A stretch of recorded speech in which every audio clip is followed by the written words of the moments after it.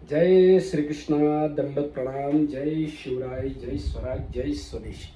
मित्रांनो, माझ्या मैत्रिणींनो आणि माझ्या समस्त माता पित्यांनो, भारतामध्ये जवळजवळ 60% लोकांना सकाळी झोपेतून उठल्यानंतर टाच दुखत असते किंवा पंजा दुखत असतो. त्याच्यामध्ये आग होत असते, बरंच काही काय होत असतं.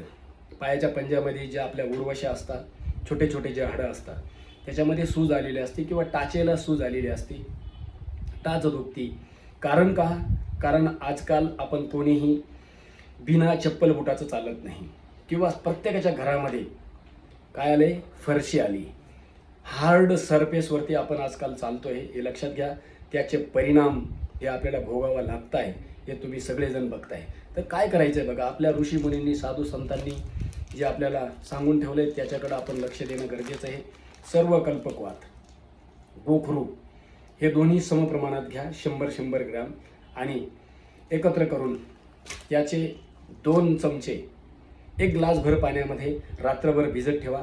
सकाळी त्याला चहासारखं उकळवा, उकळून गाळून आणि पिऊन घ्या. सकाळी भिजत घाला, त्याला संध्याकाळी उकळवा, गाळून आणि पिऊन घ्या. त्याच्याबरोबर हे अजमोदादी पावडर आहे आणि ही वातारी, हे दोन्ही समप्रमाणात घ्या. 100-100 ग्राम घेतले तर एकत्र करा आणि त्याच्यातला 1 चमचा औषध सकाळ संध्याकाळ रिकाम्या पोटी या काढ्याच्या बरोबर तुम्ही घ्या. त्याच्यानंतर गोळ्या आहे, ही गोक्षूर आदी गुगळ, चंद्रप्रभावटी आणि पुनर्नवादी मंडूर, या 2-2 गोळ्या तुम्ही जेवणाच्या नंतर घ्यायच्या आहेत. यांनी जर तुम्हाला 15 दिवसामध्ये जर आराम पडला नाही तर तुम्ही मला जरूर कळवा.